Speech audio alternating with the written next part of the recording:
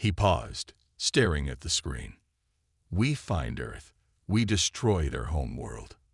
Back on Earth, Ember Protocol Base. Commander Ilara Voss stared at the news feeds. The Council's fleets were preparing for a final assault. The galaxy was watching. She wasn't worried about the attack. She was worried about what would happen next. They had taken back control of so many systems, but now it all came down to one thing. Earth, her home, the heart of the rebellion. We don't have much time, she said, her voice steady but urgent. If the Council destroys Earth, they destroy everything we've worked for. This ends today. An officer approached, holding a tablet. Commander, we've received new intel. The Council is moving their final fleet into position. They're targeting Earth. Ilara's eyes narrowed. We can't let that happen. Gather the fleet. Prepare the Phoenix. The Ember Fleet, space above Earth. Above Earth, the Ember Fleet waited in silence. Ships of all sizes, human-made, alien-made, and stolen, hung in the void, ready for what was coming. The Phoenix, the flagship of the Ember Protocol, was a massive black ship with a sleek design. Its weapons were made for one thing: survival. And Ilara knew that survival meant everything. We need to move fast, she said. The Council's fleet won't hesitate. We must hit them first. The crew nodded in unison, preparing the ship for battle.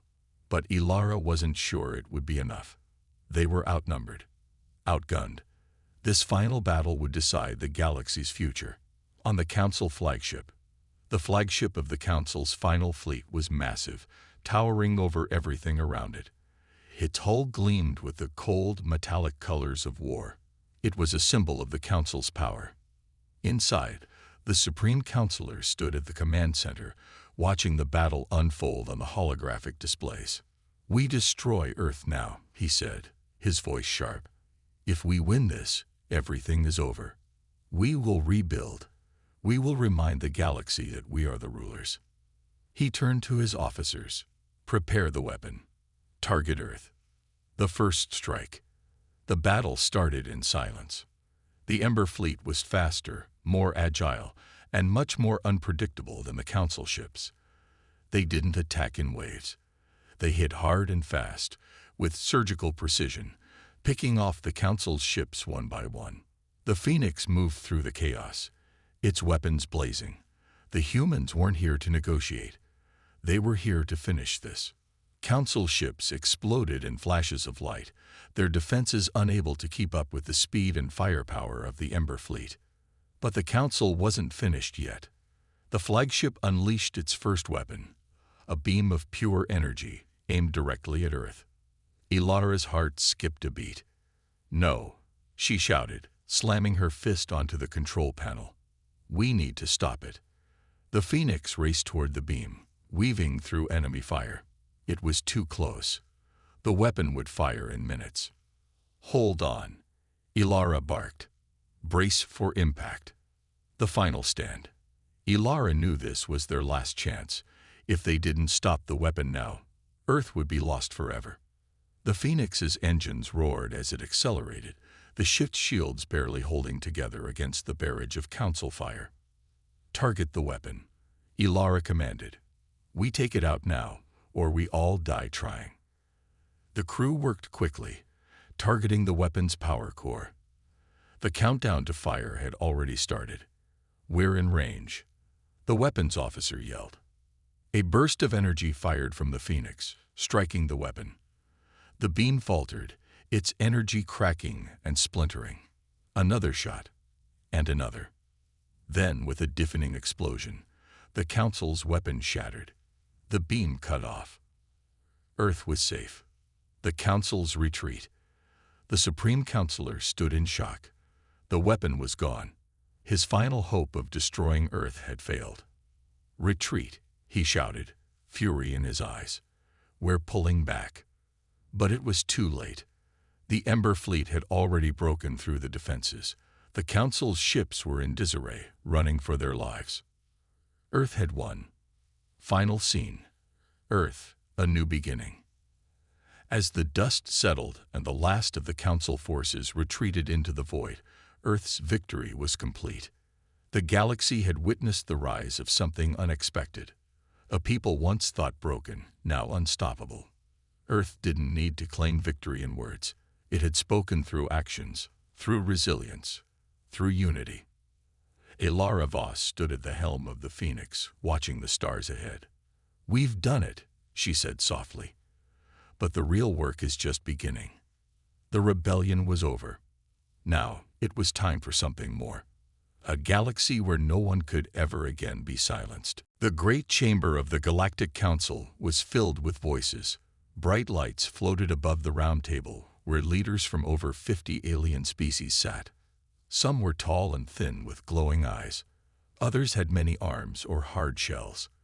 They all shared one thing: power. And now, they waited to hear from Earth. A door opened at the far end. 4 humans walked in. At the front was a tall woman in a black uniform. Her name was Admiral Rice, Earth's ambassador. Her eyes were sharp, and her face showed no fear. She stopped in the center of the room and spoke clearly. "Earth requests full membership in the Galactic Council." For a moment, there was silence. Then, laughter. It started with a hiss from the serpent-like Cyrex ambassador. Then the deep chuckle of the rock-skinned Bracken chief. Soon, the entire chamber echoed with the sound of mockery. "Membership," said High Chancellor Vorak, the Council's leader. His body floated in a chair of golden light. He had long arms, dark skin like polished metal, and a deep, cold voice. "Your ships are small. Your weapons, primitive. Your species, unstable. You are not ready." Another counselor added, "Your kind fights over skin color, land, and gods. You destroy your own world. And now you want to join us." A third, a jelly-like being with dozens of eyes, laughed and said, "Let them stay in their dirt." Rice did not react. She looked at each one of them, her face like stone. Then she said quietly, "You'll regret this." The council stopped laughing, just for a moment. Then High Chancellor Vorak waved a hand. "Earth's request is denied. This meeting is over." The lights dimmed. The humans turned and walked out in silence. Back on Earth, the world watched the Council's broadcast. Billions saw the laughter, the insults, the shame. News channels called it a disaster. "Earth humiliated before the stars," said one. "Aliens mock humanity," said another. People were angry, sad, embarrassed, but not Rice. She sat alone in a dark room at Earth Command. Behind her, giant screens showed star maps and fleet data. Her second-in-command, General Malik, entered quietly. "They're calling it a failure," he said. Rice didn't turn. She simply said, "Prepare Project Titan." Malik froze. "Are you sure?" "We haven't." Rice turned slowly. "No more waiting. No more talking. The galaxy laughed at us. Now, they will see what we are." Within days, Earth's governments united. Old enemies became allies. The human race, for the first time in history, stood as one. And in deep space, far from the eyes of the Council, construction began. On the edge of the solar system, hidden inside a hollowed-out moon, Earth began building Project Titan. No news reached the outside. The Council believed Earth had given up. They thought the humans were licking their wounds. They were wrong. Project Titan was not just a ship. It was a plan. A new kind of war machine. Earth's best scientists, engineers, and soldiers worked day and night. They studied alien tech. They studied ancient weapons. They combined both into something new, something terrifying. Ships with armor made from neutron steel, cannons that could melt planets, engines faster than anything the Council had seen, and most dangerous of all, human minds full of rage, pain, and purpose. 3 months later, a spy drone from the Cyrex Empire entered Earth's outer space. It scanned the area and spotted something strange. A massive structure orbiting the dwarf planet Eris. Before it could send a signal, It was caught in a net of invisible energy and crushed. The Council never got the message. Inside the secret base, Reyes stood before a window, watching a giant ship being assembled. It was shaped like a sword. Its engines glowed blue. Its name was painted in red. Vengeance. Reyes spoke into her comm. Send the message. A signal was broadcast across the stars. Simple, short, in every known language. Earth remembers your laughter. Mock us again. And far across the galaxy, in the halls of the Council, a chill passed through the leaders. They didn't know why, but they soon would. The signal from Earth echoed across space. Earth remembers your laughter. Mock us again. Many alien worlds ignored it. They thought it was a weak threat from a broken planet. But others, they paid attention, especially the spies. The Cyrex Empire, known for their sharp minds and sharper claws, sent a stealth ship toward the edge of the Sol system. Its pilot, Commander Drav, was an expert in silent observation. His mission: confirm the rumors about Earth's Project Titan. He moved through the darkness, hidden from Earth's scanners, or so he thought. His ship, the Whisperfang, approached a large object near the dwarf planet Eris. It looked like an asteroid, but parts of it shimmered unnaturally. Then he saw it. A massive dock. Hundreds of strange human ships were being built. They didn't look like the clumsy ships Earth once had. These were something new, sleek, sharp, designed for war. Drav's many eyes widened. He activated his ship's recorder. They weren't bluffing. Earth is building a war fleet. Something huge. I'm transmitting now. His voice cut off. From the shadows, a silent missile struck the Whisperfang. There was no fire, no explosion, just silence. The ship vanished. Earth had seen him coming. Back at the Council's capital, panic began to spread. The Cyrex Empire demanded answers. Our scout ship is missing. Earth destroyed it. The Bracon War Council replied, that's impossible. Humans are too weak. But High Chancellor Vorik remained silent. He stared at a single message on his screen, a blurry image of a human ship, shaped like a spear, with glowing red eyes painted across its hull. Underneath it were the words, Project Titan. On Earth's hidden base near Eris, Admiral Reyes stood at the center of the command bridge. Around her, holograms showed ship schematics, weapons blueprints, and galactic maps. General Malik entered, looking grim. The Council will respond soon. They'll either attack or run. Reyes nodded. Let them choose. We're ready. Behind her, a new ship was launched, bigger than the last. It carried no flag. Only one word was written on its side: Justice. The engineers cheered as it left the dock.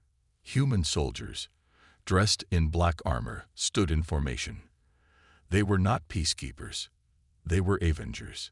Meanwhile, strange things began to happen across the galaxy. In neutral space, an alien freighter passed near an asteroid belt. Without warning, a black ship uncloaked and flew beside it. The freighter's captain tried to contact it. No response. Just a message blinking on his screen. We see you. Tell the Council. Then the ship vanished. A week later, a small outpost on the edge of Council territory reported an energy spike. A moment later, their main power core exploded, leaving a crater miles wide.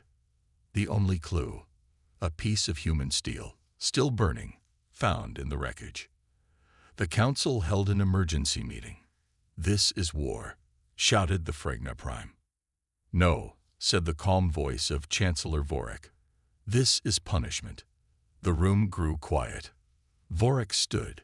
We thought Earth was weak. But we forgot one thing. We forgot what they are made of. Anger, pain, fire. They were never meant to be part of our order. We didn't keep them out because they were small. We kept them out because we feared what they could become. He turned to the others, and now they have become it. Back on Earth's secret command center, Reyes walked through the growing fleet. Every ship had a purpose, some for attack, some for defense, some built only to crash into enemy structures and explode. She stopped in front of a dark vessel being armed with massive weapons. A technician stepped forward. "This one's special, Admiral. Designed for Council targets only." Reyes smiled for the first time in months. "Name it," she said. The technician paused, then typed one word into the system: revenge. Deep in space, far beyond Earth, a small Council science ship picked up strange signals. The crew listened carefully. It was music, old Earth music. A deep human voice sang through the stars. "We don't want peace. We want justice." The scientists stared at each other. No one laughed this time. Project Titan was no longer a secret. It was a warning. A sleeping world had awakened, and its voice was getting louder. The galaxy used to mock Earth. Now it listened in fear. The planet Zarnith was a symbol of peace.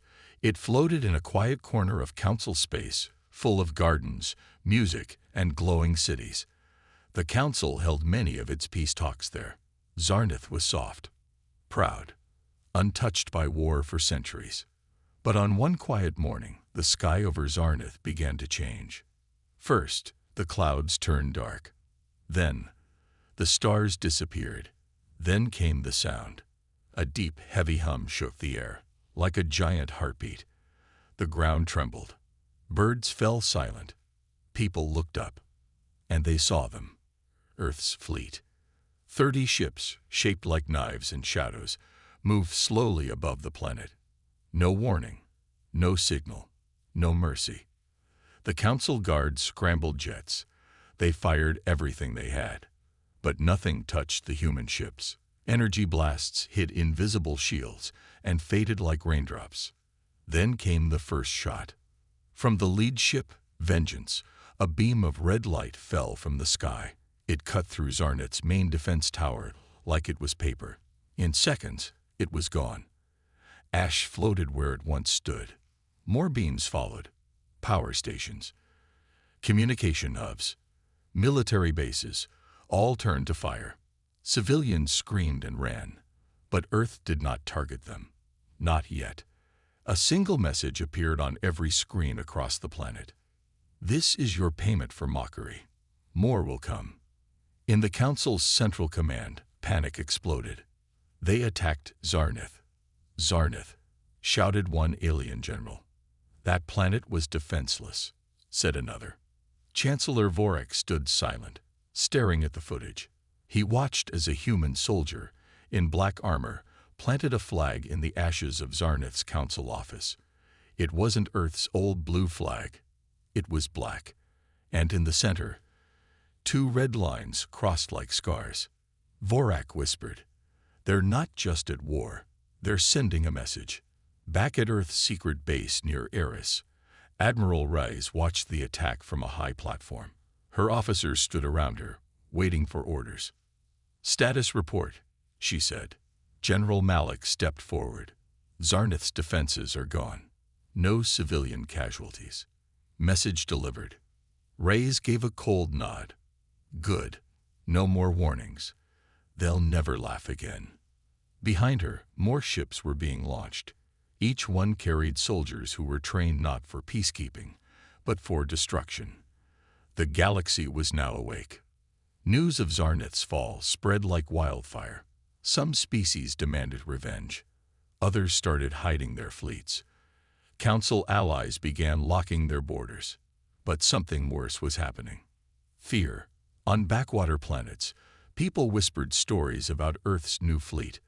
They called them ghost ships because no one saw them coming or going. They left no bodies, only ash and silence. The Bracken Empire, once proud and strong, sent 5 ships to stop Earth's advance. None returned. 2 days later, one of their moons shattered into pieces. Floating in the center of the wreckage was a steel box. Inside it, 5 Bracken medals. Earth was keeping score. On a trading station near the outer rim, an alien merchant turned on his screen to check the day's travel alerts. Instead of the usual news, a new signal appeared. A human face. It was Admiral Reyes. Her voice was calm, cold, and clear. "You had your chance. You laughed. You refused peace. Now, we bring something else. We are not invaders. We are the correction. Stay out of our way, or fall with them." Then the screen went black. In a hidden lab on Earth, scientists were working on the next phase of Project Titan. Not just weapons, minds. They were building an AI system called Omen. It could predict enemy moves. It could control ships with no human pilot. And it was learning fast. Faster than any alien tech. One scientist asked Reyes, "Should we let it grow past the limit?" Reyes looked him in the eyes. "We don't need limits anymore." At night, from space, Earth looked peaceful. But under the clouds, hundreds of ships were being built. Every nation worked together now. There were no borders, no divisions, only purpose. Reyes walked the halls of the command center.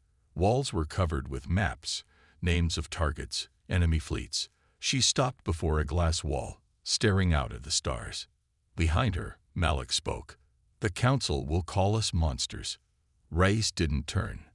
"Then let them scream. We already heard their laughter. This is just the reply." Zarnith burned. The Council trembled, and Earth smiled in silence. The first strike was over. But the real war had just begun. The Council was silent. Zarnith had fallen. Earth's fleet had vanished into the stars, leaving behind ash and fear. Leaders of the galaxy sat in cold rooms, whispering about what to do next. But High Chancellor Vorak knew something the others didn't. He had known it for a long time. Years ago, long before Earth ever asked to join the Council, a secret project was started. Project Silence. It was hidden on a cold moon, deep in uncharted space. Only a few top Council members knew about it. And it was all about Earth.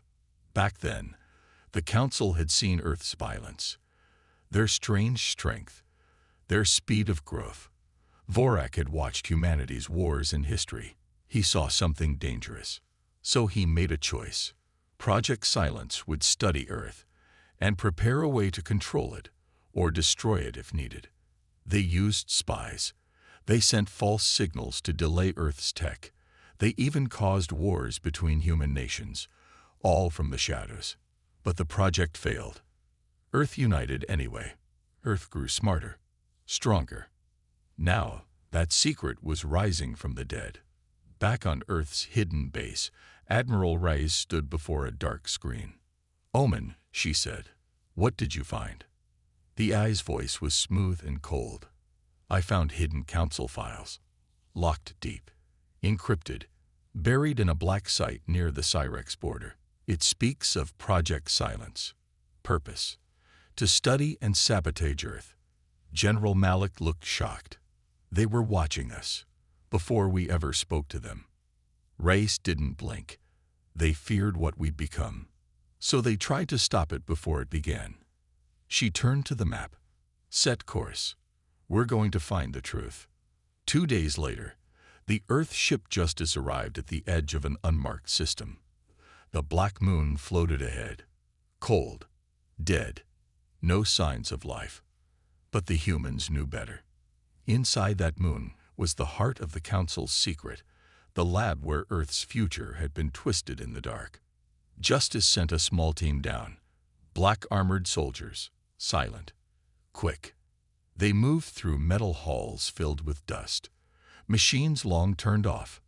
Dead screens. Then, deep underground, they found it. A room full of human images.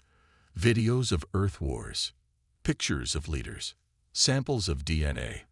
And on one screen, still glowing, Raya's own face. Targets. The screen read, "High-risk individuals must be removed if Earth advances." Malik stared. "They planned to kill you." Reyes didn't answer. She walked to the center console and connected a data drive. "Download everything. The galaxy will see what they try to hide." But the Council was already trying to stop that. When they learned Earth had discovered Project Silence, they acted fast. A squad of elite alien assassins, called the Shadows of Vec, was sent to intercept the Justice team. Their mission: destroy the lab and everyone in it. But Earth was ready. As the shadows landed, they walked straight into a trap. Human turrets activated. Drones swarmed. Lasers lit the halls. Within 7 minutes, every assassin was dead. Only one survived long enough to speak. He looked up at Reyes as she stood over him. "You were not supposed to find this," he gasped. She leaned down. "You tried to erase us. Now we'll erase your lies." Then she stood and walked away. Later that day, Earth sent a new signal to the entire galaxy. Not a threat, a truth. They released the files from Project Silence. They showed every lie, every secret, every plot the Council made to keep Earth weak. Billions watched in shock. Worlds once loyal to the Council turned angry. Protests broke out. Alliances cracked. People asked one question: if they lied about Earth, what else did they lie about? At the Council chamber, chaos exploded. "You betrayed us," shouted one member. "You used us to hide your fear." High Chancellor Vorak stood alone, eyes dark, voice calm. "Yes," he said, "we feared Earth. We were right." He turned and walked out. On Earth, Rise stood before her new fleet. Dozens of ships, thousands of soldiers. But this time, they weren't just carrying weapons. They were carrying a message. "Let the galaxy choose," she said. "Follow the old liars, or stand with the truth." The truth had been hidden. Now it burned brighter than fire. And Earth was done hiding. The galaxy was no longer the same. Revolts had started. Planets once loyal to the Council now openly questioned its power. News of Project Silence spread like wildfire. And the truth shattered old alliances. For the first time, species who had lived in peace with the Council began to wonder, had the Council been lying to them all along? Among the chaos, one world was the first to fall. Vlorin, a lush and peaceful planet, had long been a supporter of the Council. Its people were known for their art and culture, their wisdom and kindness. But when the truth about Earth's betrayal came to light, everything changed.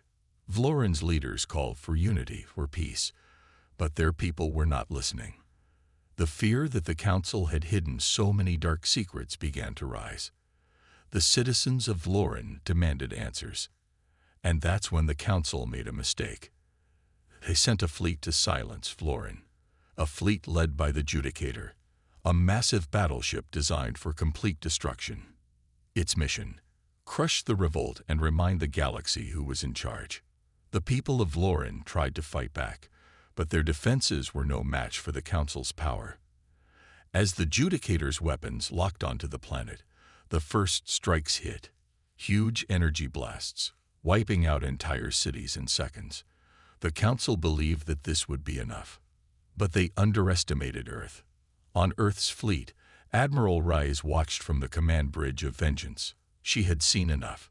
"They'll destroy Vlorin," Malik said quietly, "just like they did to Zarnith." Rise stood tall, her eyes cold as steel. "Not this time." She turned to the communications officer. "Send a message to Vlorin. Tell them we're coming." Within moments, Earth's fleet jumped into hyperspace, cutting through the stars with speed no other force could match. They arrived just in time. The Judicator hovered over Vlorin, ready to fire the final blow. Its massive cannons charged, their energy growing brighter and brighter. But then, a sudden flash of light lit up the sky. Earth's ships, hundreds of them. They dropped from hyperspace like shadows, surrounding the Judicator before it could react. "Engage," Rise ordered. In a matter of seconds, Earth's fleet was on top of the Judicator. Laser beams tore through its shields. Rockets slammed into its engines. The battle was swift, ruthless, and brutal. The Judicator tried to retaliate, but Earth's ships were too fast. Their new technology, developed through years of secrecy, made them nearly untouchable. They struck with precision, disabling the Council ship's weapons and engines, and forcing it to retreat. And just when it seemed like the Judicator would escape, Vengeance moved in. The massive human ship fired one final shot, a huge beam of red light. It cut straight through the Judicator's hull, splitting it in two. The Council ship exploded in a brilliant fireball. Vlorin was saved. The galaxy watched in shock. One by one, Council fleets began to retreat. Planets once fearful of Earth's rise now saw their own power shift. For the first time, they realized that the balance had changed. The galaxy was no longer a Council-run empire. Earth was no longer just a distant, weak world. They were now a force to be reckoned with. But the Council wasn't done. Back in the heart of Council space, Chancellor Vorik called an emergency meeting. He stood at the head of the table, his face grim. Earth has gone too far. They've destroyed our fleets. They've shown the galaxy that they are no longer afraid of us. A member of the Cyrix Empire spoke up. Then we must crush them. We cannot let one world disrupt the entire galaxy. The room fell silent. Vorik's eyes flickered. We cannot defeat them with force alone. They have too many allies now. The truth has spread too far. The Frigna Prime leaned forward. Then we do what we should have done years ago. We take away what they value most. We hit their heart. We destroy Earth itself. On Earth, Rise stood at the edge of the command bridge, looking out at the stars. For the first time, she felt the weight of what had happened. The galaxy had seen Earth's power, but now the Council was coming for them. We knew this would come, Malik said, stepping beside her. The Council won't stop until they take us down. Rise turned, her face hard. Then we'll show them what happens when you push a species too far. Earth is more than just a planet. It's a fire that cannot be put out. She looked at the stars one last time. We're going to make sure they never forget why they mocked us in the first place. The fall of Vlorin marked the turning point. The galaxy had seen Earth's fury, and now, Earth would not stop until the Council's lies were torn apart and their empire brought to its knees. The First World had fallen. But the war was far from over. The galaxy had never been more divided. Earth's message had spread across every corner of the galaxy, igniting revolts, tearing alliances apart, and awakening fear in the hearts of the Council. What had once been a united empire was now a fractured mess, with worlds questioning their loyalty to the old powers. But the Council was not finished. They had one last card to play. In the heart of Council space, the Judicator had been rebuilt, bigger, stronger, and deadlier than before. It wasn't just a ship anymore. It was a weapon. The Council had poured all their resources into one final attack: Earth's destruction. Chancellor Vorik stood on the bridge of the new Judicator, staring out into the void of space. His eyes were filled with fury. "We will destroy them," he muttered. "One strike, one planet. They will regret challenging the galaxy." Behind him, a Council general spoke. "Sir, the human fleet is moving into position. They are preparing for battle." Vorik turned. "Good. Let them come. They will feel our might." Back on Earth, Admiral Rise stood in the command center, eyes fixed on the screen. It was time. The final battle was upon them. Earth's fleet, now stronger than ever, had gathered in orbit above the planet. Thousands of ships, all ready for war. But Rise knew this wouldn't be just any fight. This was the last stand. The Council had put everything they had into this final assault. "They'll come for us, Admiral," General Malik said, stepping up beside her. Rise nodded. "I know. But we're not just defending Earth. We're defending everything they tried to take from us." She looked at the fleet's commanders. "This is it. No turning back. We fight for our future." The Judicator's engines roared as it powered through the stars, heading straight for Earth. Its weapon systems hummed with deadly energy. Behind it, hundreds of Council ships followed, their numbers overwhelming. But Earth was ready. As the Judicator and its fleet entered Earth's solar system, the ground shook. The stars around them seemed to flicker. The human fleet was waiting in the darkness. And then the first shots rang out. The battle was like nothing the galaxy had ever seen. Ships collided in a storm of lasers and explosions. Earth's fleet fought with unmatched fury, their technology unpredictable and savage. The Council's ships were powerful, but they lacked the rage of Earth's soldiers. The human fleet cut through their lines, striking with surgical precision. Admiral Reyes stood at the heart of the battle, directing the chaos with cold calculation. She watched as Earth's ships danced through enemy fire, returning blow after blow. But the Judicator was different. It moved like a beast, tearing through Earth's forces with brutal force. Its weapons scorched Earth's ships, one by one. The battle was growing more desperate. Malik was at Reyes' side, watching the chaos unfold. "We're losing ships. If we don't stop the Judicator soon." "We will," Reyes said, her voice steady. "Prepare the final strike." The final strike. Earth's secret weapon. The one that had been years in the making. A weapon so powerful, it could end the war in an instant. Back on the Judicator, Vorik smiled as his forces crushed Earth's ships one by one. "They are weak. This is the end." But just as he spoke, a new signal appeared on his screen. A human face. It was Reyes. "You were right about one thing," she said, her voice cold. "This is the end.